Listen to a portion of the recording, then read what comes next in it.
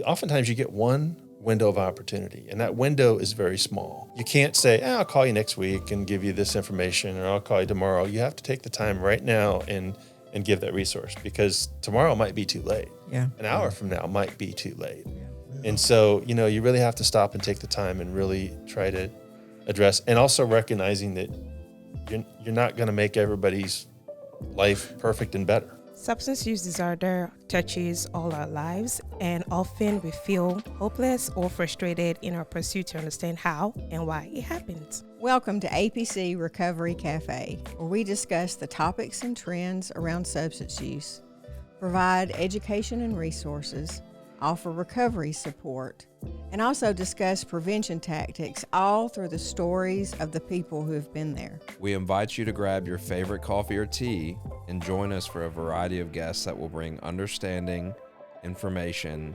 connection, and hope. Together, we can break the stigma and pave a brighter future for each other.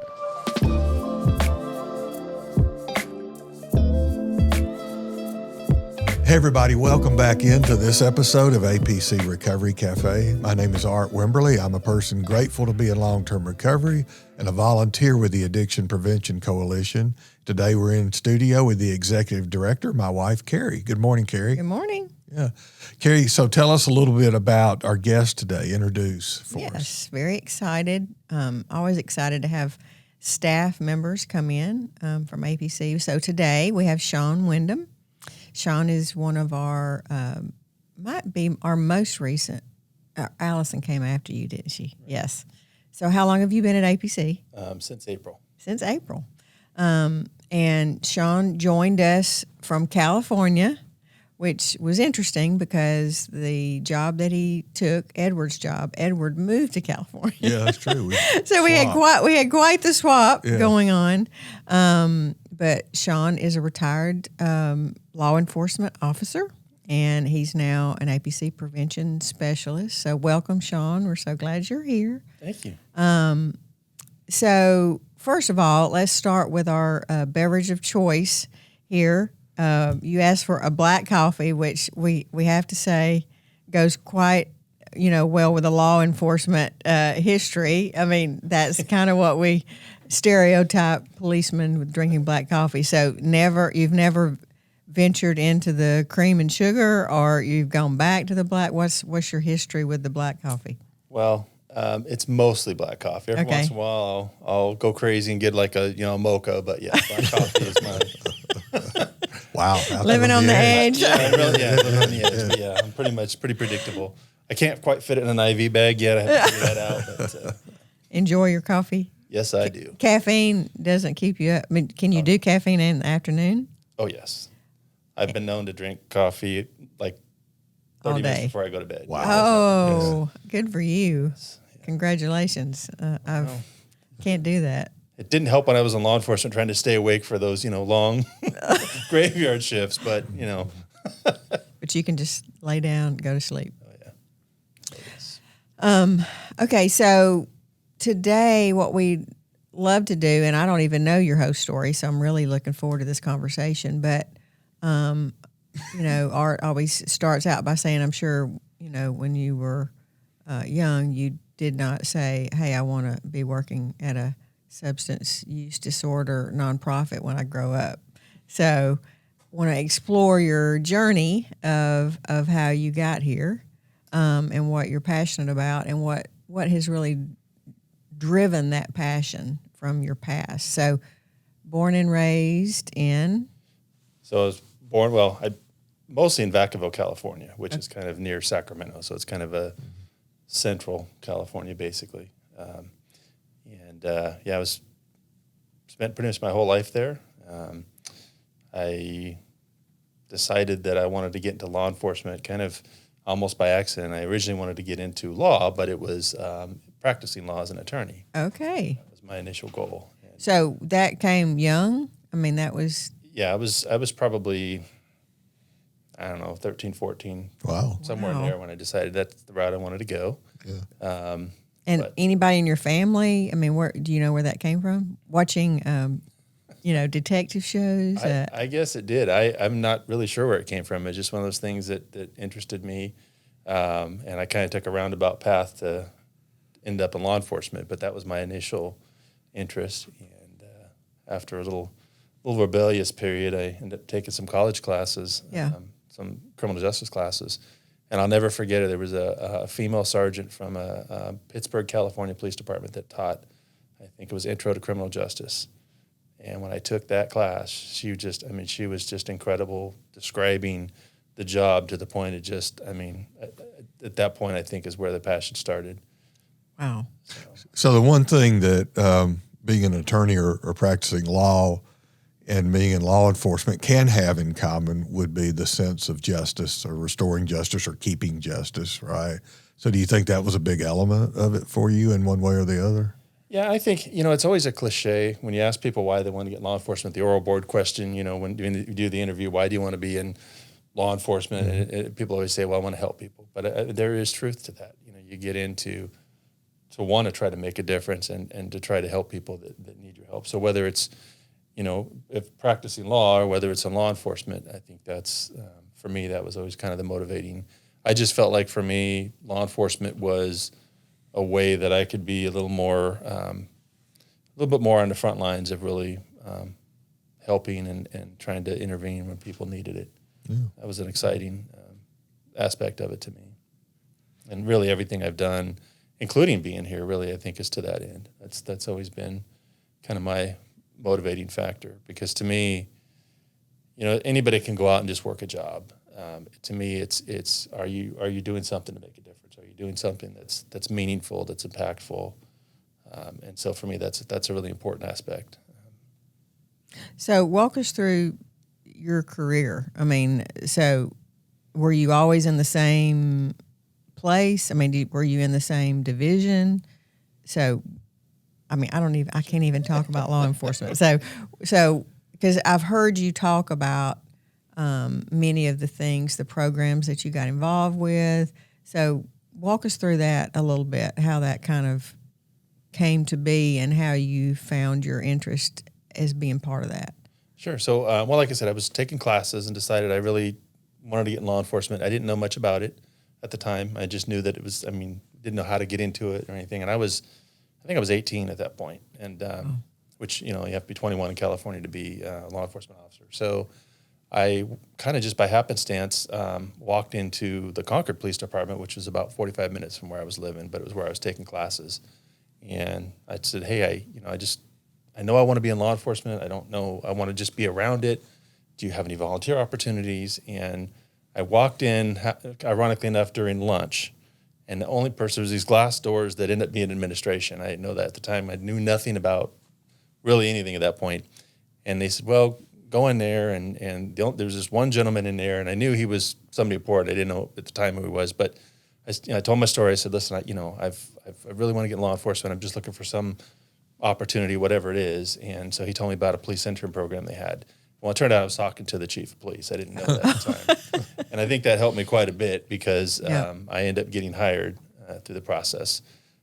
Even though I'm sure there's a lot of people that are more qualified than me, but him and I had a conversation for quite a while at that point, and I ended up applying. And, it's a long process. It takes about 6 to 8 months, at least that time, to get hired in any law enforcement position because of the interview process and the background investigations and things like that. So I started as a police intern. So I was doing parking enforcement, that kind of thing. And from there, I did that for about just under 2 years. And that program it was a part-time job, but you had to be full-time in school at the time. So I was working on my associate's degree. I'd grown up in Vaccaville, which is about Vaccaville, California, which is about, like I said, about 45 minutes away. So a position came up in Vaccaville, a full-time position as what they call a community service officer, which was kind of the next step up. It was full-time, but it wasn't sworn. So it was like, basically you're taking no suspect reports, you're taking traffic collisions, those kinds of things. You're not interacting directly with suspects. Is that similar to like a reserve deputy or something? No, I did that too, and that's something different. Okay. So a community service officer is not sworn. Okay. So it's just it's civilian law enforcement. You wear a uniform, you're out taking police reports and investigating, doing, latent print work and that kind of thing. And you'll do latent print work on cases to assist sworn officers. But if there was a suspect, it would go to a sworn officer. So I did that for about 2 years. I worked in patrol and traffic. I was still working on my degree. I think I got my associate's degree, was planning to get my bachelor's before I jumped into the full-time sworn law enforcement aspect. And I was also reserve deputy sheriff. Okay. I did that while I was a community service officer. So that was mostly volunteer. And you basically went through a semester of classes, and then you were qualified to be a sworn officer, and you were only sworn while you're on duty and in the presence of a full-time officer. So I went out and did that in a pretty busy area of California in the Bay Area. And I was planning to get my bachelor's degree, and the captain at the time came to me and says, "You need to apply to be a police officer right now." And I said, "Well, I want to finish my degree." And he said, "Hey, you can do that later, just apply." So I did, and they hired me, put me through the academy, the basic academy. And so in '95, I graduated the academy and started my career as a police officer with Vaccaville Police Department. Wow. And I was really fortunate because Vaccaville at the time was very progressive, and it really still is. They have a lot of programs and things. We had, at the time, I think it was probably somewhere around 4. I think now it's probably 7 or 8 marriage family therapists that work for the department. And and that was not common. And so we did a lot of work kind of on the intervention prevention side. That was not typical of law enforcement agencies. So that was kind of where I started my career, and my entire career we had clinical support in-house. So I did the patrol thing. I was a bicycle patrol officer for 2 years, which was fun. Wow. Did some various things, but I got into youth services.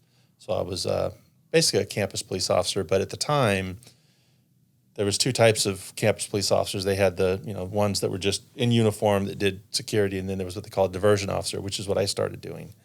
And that's basically where you work a caseload of kids that have been arrested for, it can be drug-related crimes or more low-level crimes, and we would put them through a diversion program. And if they successfully completed that, which would include substance use prevention classes and the prison program, whatever it may be. If they completed that, it never went to probation. Therefore, they never got on the record. So I did that for 2 years. And the second half, I was both because of budget cuts. We kind of married the two. So I was back in uniform, but doing the same, also having a diversion caseload. So I did a lot of work with some of the different programs, alcohol and drug programs that we would, the kids would have to go through to complete their diversion contract. And we did that with the clinical support that we had. So that was a lot of fun. It was, and I think we did a lot of good work with the kids. We were very involved in the schools. And then, from there I went back to patrol. Everybody goes back to patrol in the agency I worked at because the idea is that you go get experience from whatever specialized unit and then you take it back to patrol. So like a detective is not a promotion, it's just a lateral movement. You'll come back to patrol with that because they want that experience, coming back to the street. Interesting. So, and then I got into being a special victims unit detective. I did that for just under 4 years. Specialized in elder abuse and child abuse. Oh, goodness. So that was... that must have been tough. Yeah, I won't say it was fun, but it was eye-opening, and I enjoyed doing the work, and I enjoyed the successful cases that we had where we were actually taking people off the street that really didn't need to be preying on people in the community. And then, went on to be a bunch of different things. I did field training officer or master patrol officer, which is kind of like what they call a corporal now. Did some shift supervision and that kind of thing. So, and I retired a few years early. I had surgery and kind of went kicking and screaming. Literally, didn't really want to retire, but I just couldn't. After the surgery, I just couldn't get back to full. I did go back for a year, but I realized we had an officer-involved shooting that I was kind of on the peripheral of, and it was down this embankment. And I couldn't. I realized my mobility was not so. So ended up having to retire in 2020, which was about 3 years earlier than I would have. And they have a rule that you can't work for 6 months after you retire. So I waited for a year and a half and failed the retirement test and hated it. So we're still in California at that point. We sold our house because we knew we were going to move somewhere out in this area. But my wife's a nurse and she was still working kind of about 45 minutes away from the other direction from Concord Police Department where I was telling you about. So we rented a house there, and I went to work for an inpatient psychiatric hospital for a year. And that was really interesting. I was the legal coordinator, so I was interacting with the patients and representing the hospital in the legal hold procedures. Did emergency management coordinator, hazmat coordinator. I kind of did a little bit of everything, which was a lot of fun. I enjoyed it. Got to do a lot of different things. Did that for a year. So you have been you've seen a lot of different angles in the systems that Yes. right in law enforcement and justice, in mental health and prevention. You've been involved through your career in a lot of different angles of this, and then kind of bring a lot of that back together. And so, how does that? I do want to ask you about your cross country trip, because I hear that was pretty interesting from California. Yes, it but was. I was just wondering, how are you now kind of blending a lot of that experience in the way you do your job here with prevention specialists? Do you bring some of that to the table, having seen those different angles? Yeah, absolutely. I mean, it's, I have a friend who in California who she actually owns she's a marriage family therapist, and she opened up a counseling firm that she runs now. But she always joked that I should have been a social worker, because it was always important to me to really do more than just make the arrest or really, and it was the same thing in the hospital. So I think it really translates here, because I would say, especially the last 5 or 10 years of my career, just about everything I dealt with had some element of either substance use or mental health or both. That was very, very common, and it was probably one of our biggest challenges. And then going into working at the inpatient psychiatric hospital and representing the hospital, and I say that meaning we had to justify in a legal proceeding why this patient needed to be further detained because of their mental health disorders, and they needed treatment. And so, again, I saw the same thing. It was a lot of mental health, a lot of substance use, and they're, as we know, they're not mutually exclusive. They're Right. often hand in hand. Yeah. So, and so I think coming here, it's just an extension really of what I've been doing pretty much my whole life, really, is because like I mentioned when we first started, to me, it's, you got to do something that's impactful, that's making a difference. I mean, there are plenty of jobs out there, but I don't think there are always as many where people can go to and feel like, I'm doing something that's worthwhile and I'm actually making a difference. So here, would it be fair to say, because prevention is in the name, you're a little bit more on the front end than compared to what you used to do, which is kind of intercepting things after something's gone really bad. Does that make sense at all? Absolutely. Yeah. So do you miss that kind of excitement of the back end intervention, or is it kind of fit you well to do the front end prevention work?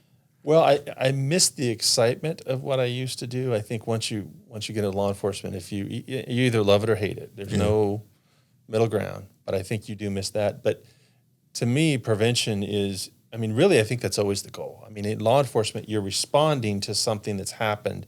You're addressing something that's already occurred. But there is an element of prevention within that, right? Because you're trying to prevent something else from occurring or somebody else in the family. A lot of times we're going out to, a big majority of our calls were not somebody got robbed, somebody got shot. They were family issues that were occurring that had elements of mental health and substance use. And so you're really trying to get in and make referrals. Intervene early. Yeah. And so I saw that as a really kind of a method of prevention as well. So to me, it really, it's not, it may seem like it's Two different aspects, but I think and it is in some respects, but I think it's a little bit closer than you might think. Right. Well, very much like the philosophy with Addiction Prevention Coalition is that good prevention is good recovery, and good recovery is good prevention. So very similar to that. I think you shared with me the story of his Shawn and his wife's move from. I don't know if you want to lead him into that. Yeah. Fascinating that you would even apply for this job, but we went through the interview process and we were like, this is a really good fit. So we offered you the job, and then we're like, okay, when is he going to start? Because you got to make the move. And then I think the start date was adjusted a little bit, and we kind of narrowed it down. And then the first day you came on the job, I was like, well, how was the trip? And then you start to tell me about the trip. And so walk us through trying to get to Alabama from California. Well, so the first thing I have to say is I love my wife, but she has a lot of stuff. More stuff than I realized we had. Now you mean physical stuff. Yeah. Well, And mental. yeah, Oh, yeah, yeah. we'll go with that. Yeah, Yeah, we're in the Ronnie, mark this. Yeah. We may need to add it. Yeah, we need to cut we're in the process of moving, and now we know we have a lot of stuff. Yeah, we have too. a lot of stuff. Yeah. So so you know. Yeah. But so 25 years of stuff is a lot, but I didn't realize how much. So we had got a truck that was going to move our things and we're going to drive across. Now, mind you, we had, I think at the time we had 3 dogs and 2 cats. And so that was coming across country in and of itself was going to be the challenge. But so everything was going to get loaded on a truck. Well, it's one of those trucks where, basically you get a portion of the truck and it's a semi and you share with other people. So you only got a certain amount, right? It's economically better than just renting and having somebody drive just your stuff. However, it didn't all fit. And so my wife was not happy about that. So then we rented at the last minute I think a 16-foot truck. And didn't all fit in that either. So we had to leave a lot of stuff. Yes, I know. So you did leave some stuff. So we did leave some stuff. And so my mother-in-law was kind enough to help us get rid of that. So now we're coming across, instead of being in 3 cars, because my adult daughter and son came with us. So my son didn't have a car to bring across, my daughter did. So now we have 4 vehicles and 4 of us coming across. And so, so that was how we started the trip. And so my wife, I had just bought her this Jeep Grand Cherokee that was brand new, not brand new, but I mean, it had like 12,000 miles on it. So I'm thinking everything's good, right? So the check engine light had come on before we left, and we got the oil change, and she went in, and they said, well, we can't fix it for like 2 months, which I was already going to be here at the time. They said, it's just a communication issue. It's not a big deal. It's a computer thing. Don't worry about it. Yeah. So the check engine light was off. They shut it off. Everything's fine. So we get to Southern California in the middle of the desert, and it is the middle of the desert. Like there's nothing around.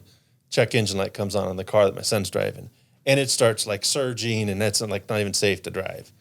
So that's our first night. And so we were going to go to Arizona. We didn't even make it out of California. So we ended up staying in a hotel, lost our money in the hotel I'd already rented in Arizona that night. And there's no dealerships within like 200 miles. So I find this local guy who says, I can fix it for like $500, but I don't know if it's going to make it across. I don't know. We don't have the parts. It's going to take days to get them. Well, I don't have days. So he fixes it. We move on. We were going to see my wife's sister since we were still in California, who lives in Southern California. Well, we make a little diversion. I've never seen a sandstorm before, but we get caught in a sandstorm. So we go and meet little caravan going through. Yes. Yeah. I mean, it was like I'd call it a tan out because you couldn't even see. It's like sand is literally like it's like being in a snowstorm or heavy fog. So we stopped to meet my wife's sister, and I opened the door to the U-Haul, and the door flies. The wind catches it, and it dents the side of the U-Haul. Okay, so at this point, were you thinking maybe we should stay? I know. Oh yeah, well yeah. There was my wife especially was thinking that. So then we get back in the U-Haul, and we after we visit with my sister-in-law, and we get back on the road, and we make it into Arizona that night. Well, no one told me that it snows in Arizona. I didn't know that. So we're getting to Arizona. We get caught in basically a blizzard. And like you can't, and now it's white out. So instead of having the sand, and now so we end up finding this hotel. Everybody's like, of course everybody's off the road, so you can't find any vacancy, and there's no pets weren't allowed. So we're like, okay. So we end up having to stay at this hotel until the snow melted. And so we get on the road the next day, and at this point, my wife is really not happy because things are not going well. So many things. Yes, and so then we get back on the road. We get into New Mexico. Check engine light comes back on in the car. Oh, I take it back. I forgot something. I also bought like a little 8-foot trailer to have some additional things that could come with us. My wife was driving the truck, towing that, and the tire blew out on it on the freeway, and it starts kind of fishtailing. So I says, just drive up into New Mexico, I think it's Albuquerque, go up there, get us a room, I'll wait here. So 3 hours later, I get a tow truck out there because we're in the middle of nowhere. So to tow it back up to Albuquerque to where we can get a new tire on it. Well, the check engine light comes back on the Jeep. We take it to a dealership. Now we're stuck for another day here, and I'm supposed to start here the 10th, and I think this is like the 5th or the 6th, and I'm like, we still got half the trip left. So we take it into the dealership, and they're like, yeah, it's going to be weeks before this thing's done. I don't have weeks. So we cram everything in the best we could. Didn't realize we didn't get all the food out of the Jeep. That becomes important later. Leave it at the dealership. And now off we go. And so I'm trying to think if there was anything else. I think we did then at that point get safely here, although There was something about a gas station. Oh, that's right. I forgot. Thank you. So we get outside. We're on our way outside of New Mexico, leaving our Jeep in Albuquerque, pull up at a gas station, park the U-Haul. I go in to get some snacks and use a bathroom or whatever. And my son calls me because he'd stayed out with my wife. And he goes, hey, did you see what just happened? I'm like, what are you talking about? And he goes, well, the people in front of you backed into the U-Haul. So it was a hit and run. Had to wait for law enforcement to come out and make a report. Yeah. So then we're going to. report that you used to make when you were alone. Yes. Yes. Yeah. So then, of course, I start talking to them. And so Yeah. instead of talking about the report, we're talking about old times. But Yeah. even though, different state. But anyway, so yeah, so now we're late, so we can't get to the house at the same time where the furniture is being delivered. So the delivery guy said, okay, well, we're like, hey, there's key code, just go in. And so he agreed to go in, but we were going to pay the other half. Well, we're not there to do it. And so at that point, I learned that my bank didn't use Venmo or Zelle. So it took me 3 hours to get that worked out so I could pay this guy because I wasn't there to pay him, So that was, So I think after that, I think we got in safely. Smooth sailing. Eh? Well, then, so we'd owned the house for about 6 months before. We bought it in July of the year before. And so, obviously we're out kind of in the woods, right? And so the grass and everything was pretty high. So when my wife and I come out before, I think in November, we bought a rider mower, but we didn't get a chance to use it before we had to go back. And so now we're at the house, and the grass is way high, and I want to get it cut. I go out to start the mower, and the mower doesn't work. So so I had to drive it to Oxford to get it fixed for a week and a half. So it was fun. Yeah. And then your Jeep was where? So the Jeep stayed in Albuquerque for almost 2 months. Yeah, it might have even been more than that by the time I can't remember. We ended up getting a rental, and they did end up putting on a truck. This is also kind of funny. They put on a truck and they did ship it because I'm like, it's under warranty. This thing's brand new. This shouldn't have happened. So finally they did ship it to Pell City, which is, we're near Pell City, to the dealership. But we knew they were probably going to do it, but they hadn't confirmed it. And next thing I know, my wife gets an alert that our Jeep's on the move. And we're like, so I call Jeep customer service because it's after hours. The dealership's closed. And they're like, we don't have any record of it being. Oh, my gosh. So we're watching it. And I'm like, well, if they're stealing it, they're driving it here. So I'm just going to let them keep going. Yeah. So the snacks left in the Jeep? Oh, yeah. So by the time we get it back, those snacks didn't smell as good as they did when because there was an ice chest that got left with lunch meat. And so. Oh, boy. The smell's almost out. I mean, it's still, so. Yeah. So did they fix the Jeep? Well, yes, they did, except the check engine light came on last week. Oh, my God. And so we have to have something else fixed. But yes, it's warranted. So, yes. Oh, my we'll probably goodness. never get Jeep as a sponsor of the podcast. No, I don't think so. Yeah. Oh, my gosh. Yeah, it was quite the harrowing experience. Thank you for your perseverance. Well, and really, probably the hardest part was not dealing with all that. It was trying to keep my wife from either killing me or somebody else because I could see that. Yes. I think I would have had to turn around and go back. Yeah, she made some comments. I won't use her verbiage, but she did suggest that possibility a couple times. Okay, so reflecting back on your career, we were talking before the podcast. Okay, first of all, I cannot imagine anybody choosing that as a career. So thank you. Thank you for choosing it. Thank you for your service. I can't imagine what that job was like. But reflecting back on it, was it what you expected? Was it for the reasons that you went into it? I mean, was it fulfilling? I mean, talk to me about now that you're out of it and reflecting back, what does that feel like to you? Well, it's like we've talked about before. I mean, I think people who get into law enforcement for the right reasons get into it because they want to help. They want to go out and make a difference in their communities. Yeah. I think you learn really quickly though that doesn't mean what you think it does. So law enforcement is not really necessarily what you think. If you were to watch some of the shows that some of the law enforcement documentaries, those things happen, but that's not necessarily the day in the life every day. Yeah. And so it wasn't what I thought in that sense. Yeah. It is very much the difference between being in law enforcement and being in social work is that in my opinion, you're going out to the house. Yeah. Whereas and you're dealing with potentially violent situations, although social work isn't really that different either. Right. But you really have to be a social worker to be a good law enforcement officer. Yeah.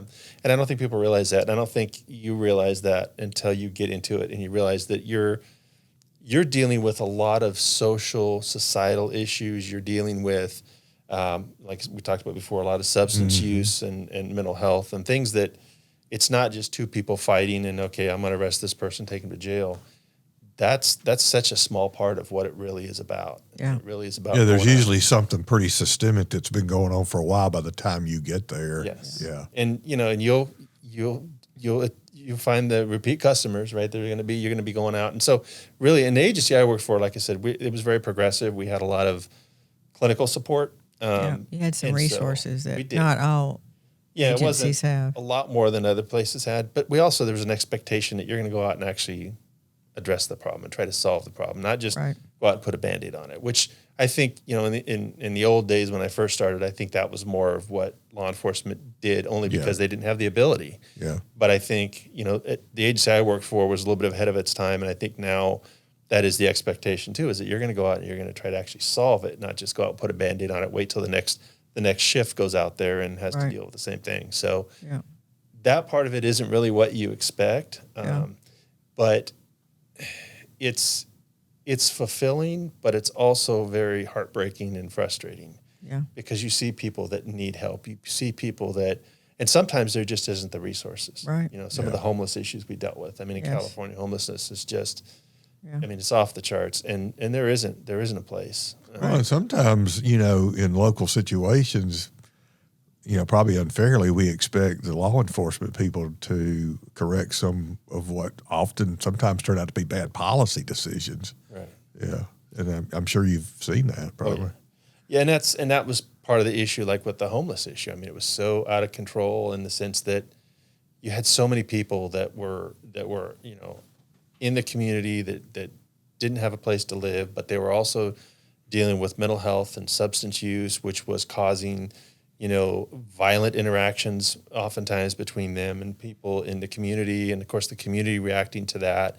And you're really kind of caught in the middle of that. And how do you deal with that? Because that person who's dealing with experiencing homelessness and they're dealing with the substance use and mental health, they're acting out violently, but they also have rights too. And sometimes people in the community don't understand why you're not just taking them somewhere. And it's like there isn't the resources to address it. And so, they remain out in the community, and it not only impacts that person who's experiencing that, but it also impacts the community who's interacting with that and doesn't know how to deal with that. It's very much it's satisfying in some ways. I mean, it really is, because I can think of times where I feel like we went out and we really did make a difference in the lives of these people. But for me, and it's not unlike this role, you can't look at things globally, because, are we moving the needle on a national level? I don't know. I mean, that's daunting. It's like in law enforcement and even with prevention, it's one person at a time. Yeah, you can think global, but you got to act local. This is the person that I'm talking to right now. How can I help this person? How can I help this situation? And and so I think that's where the satisfaction comes in, is in those individual contacts. Yeah. Because you'll get overwhelmed and just burnt out and just, I mean, if you look at it globally. And I mean, it doesn't mean that you don't try to make a difference on a large scale. Right. Because I also I did a 6 years as a local elected, in a local elected role, and I realized very quickly that now I know why our systems sometimes are in the trouble they're in, because you got people making decisions that have no idea what they're making the decisions about. But you still it's that one person in front of you, and I think if you can look at it like that, I think that's the healthy way to look at it. Whether you're in law enforcement, whether you're in prevention. When I was working at the hospital, so for me that's where the satisfaction comes in, and taking that time, taking the amount of time it takes, whatever that time is, and recognizing, and this is the parallel I think between what I'm doing now here with APC and what I did in law enforcement.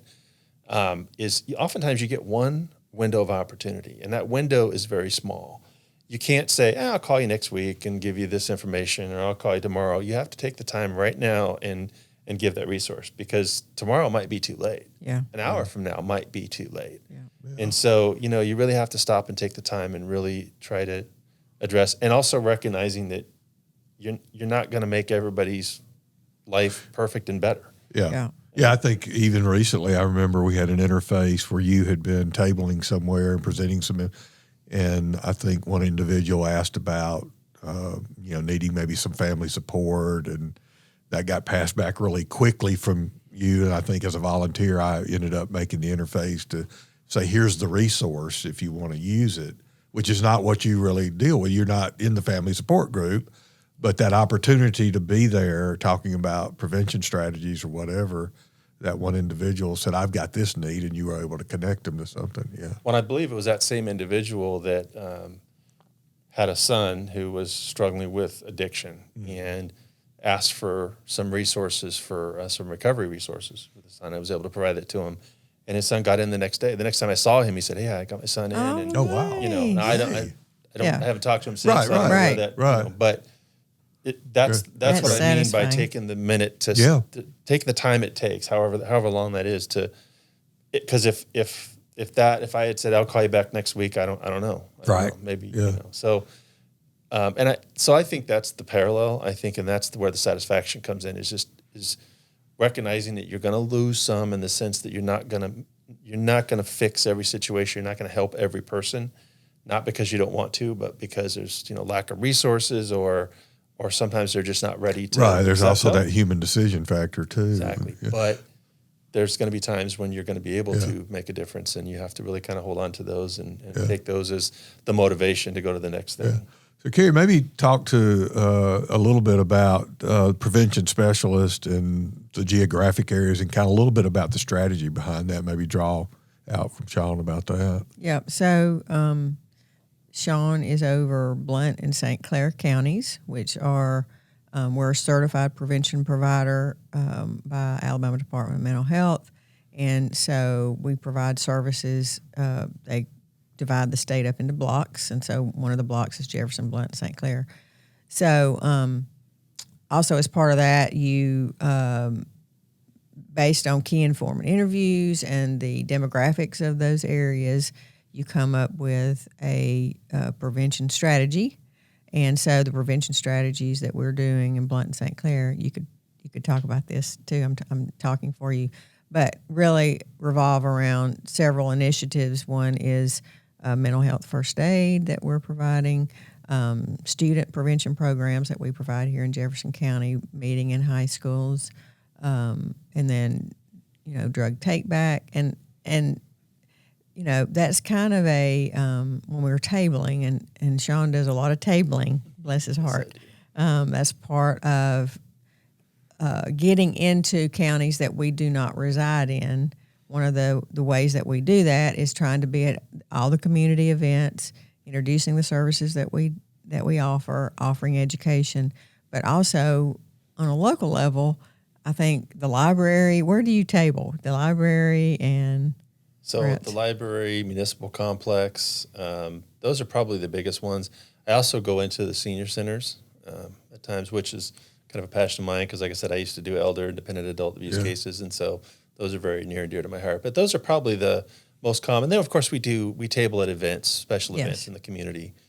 So what are the conversations like when you're tabling? I know they're varied because I do some tabling myself, but talk to us about what are the conversations you're having. What are you hearing? What are you learning? What does that look like? I think, the majority of the people that will stop and have the conversation will share that there's, like most of us, have somebody in their family who's struggling with a substance use disorder and or a mental health issue, a mental health challenge. And so a lot of conversation around that. I think that people really don't, in general, I don't think really know where to go to get help and how they know it impacts them, that they have a loved one that's dealing with these challenges, but I don't think they recognize that there's support for them and that they need to reach out and get support. And so I do have a lot of conversations with people about, getting support for themselves. And so I think it's a lot of just helping them recognize that as much as you want to just grab this person that you love and you care about and force them to go get help, you can't force somebody to make that decision. But there are ways you can support that person and support them when they're ready. Yes.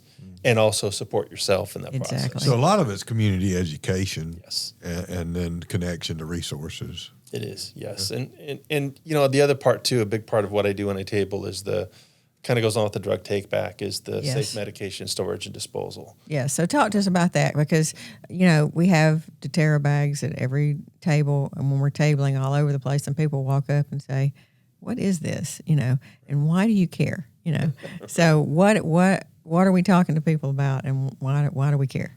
So, the big thing is safe medication disposal. And what I found talking to people is that a lot of people don't realize that you really shouldn't just dump medication down the drain or flush it. Or just leave it in your medicine cabinet. Right, exactly. Or some people throw it away. Just in the trash. And so just trying to educate on, number one, that can end up in the wrong hands, right? If you've got medication that you throw away in the garbage, doesn't mean someone's not going to come by and go through that trash and pull out, something that they're seeking. Right. And if you have it sitting in your cabinets, then the likelihood that somebody in your family who may be struggling with addiction is going to get that, intercept that.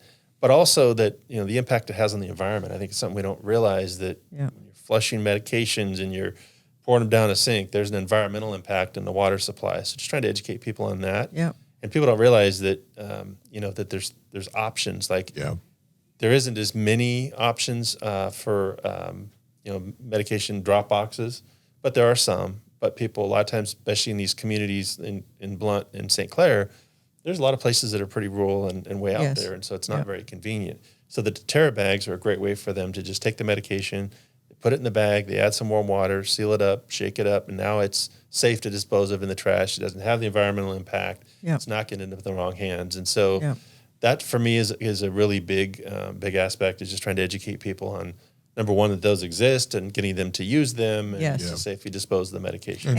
And that's one of those things that APC has helped provide free to the communities. It's not a cost for people. And it's like, it seems like a very simple thing, but statistically, I think it's 1 in 4 of the medications that end up being abused by youth that are, exploring and for whatever reason come out of somebody's medicine cabinet, whether it's their own family, their grandparents, a friend. Which we went through as a family. Absolutely. So, I always, as I'm educating people about that, I'm like, think beyond just your family, because if friends come over for dinner, or if you're selling your house and people are looking at your house, realtors, we give them to realtors and they give them to their clients because, that's a way for people to find those and distribute those. So it's one of our actually best prevention strategies is to encourage people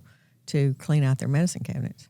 Right. And that's something, too, that I talk to the seniors about as well. And one of the other aspects of it is, and I'm one of them, these binoculars here seem to be getting less and less effective as I get older, right? And medicine bottles all look the same. And so, I always talk to seniors about, if you have medication that you don't take anymore, it likely it's in a bottle that looks like a different medication that they're supposed to be taking. And what's the likelihood that you're going to mix up the medications? It's higher. So I talk to the seniors about that as well. And And, you know, like I'm sure it happens here. I know when I was in youth services in California, we were starting to see, I was back in the early 2000s, we were starting to see it, for lack of a better term, pill parties where they would just Yes. grab pills and they didn't care. I mean, it could Throw be them in the bowl. Yeah. throw in a bowl and, you know, it's good Yep. luck. Let's see what you get. And so Yes. even if it's not a medication that would typically be abused, it doesn't Yes. mean someone's not going to try to abuse it, and then it can have a negative impact. Absolutely. Well, go ahead. Yeah, Jerry. and you know, a win for you is you just got a medication disposal box installed.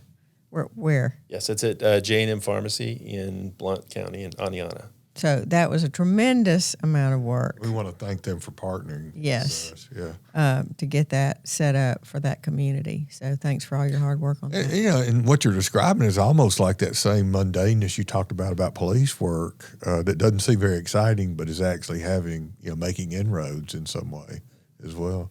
So we're going to close, but before we do, I want you to pretend that the executive director is not sitting here. And if you could talk a little bit about, is there one or two things that if you could do it in your job, or if you could make your job be, is there anything that you would love to do or differently or add to it? Well, I think, and it's something I think we're already starting to do, but having come from law enforcement and seeing the impact that dealing with the trauma, other people's trauma has. And that's not specific to law enforcement. That's any first responder, clinicians, people that provide, medical intervention and EDs. But for me, a big passion is first responders and getting more mental health awareness and education about about not just self-care, but also about seeking help, because there is a little bit of a stigma. You know, you're the person who. Yeah.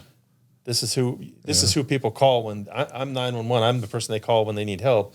If I reach out for help, that makes me weak, or that makes me, look like I'm incapable. And so really kind of breaking through that stigma a little bit, that's really a passion of mine. We are actually working with some law enforcement agencies and giving them some mental health first aid training as well. But I'd really love to get more involved with that, because to make it more of a regular collaborative effort. Yes, and really to make it more specific, to talk more about the self-care aspect. Yeah. So that's very important. If you look at, I think 1% of all the suicides are first responder related. Yeah. But first responders make up just under 0.2% of the population. So when you look at that, that's big. 1% doesn't sound like it's big, but when you look it's at 5 times as much as it should be. Yeah. Carrie? Well, thank you so much for taking the leap, I guess, the risk of, coming to a new state, joining an organization that you probably didn't know a whole lot about. We've loved having you here and seeing what your experience that you brought with you. And there's so many things that we're thinking about, hoping to do. Early intervention with youth is one of them that, we've been talking about since I've been at APC, and it's going to happen, and you're going to be part of that. So thank you for your passion to help people and turning it into service at APC. So good days ahead. I'm glad you survived what'd you call it? The tan out and the white out and the Jeep. And it just felt like it was just out. I don't know. Yeah. Well, folks, thanks for joining us for this episode, and we'll be back with you soon with more news and personalities in prevention and recovery.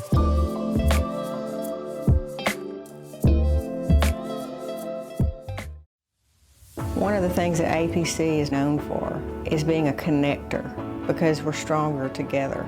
Not only are we there for those who are suffering through substance use disorder, but we're there for family members, and we really take our job seriously.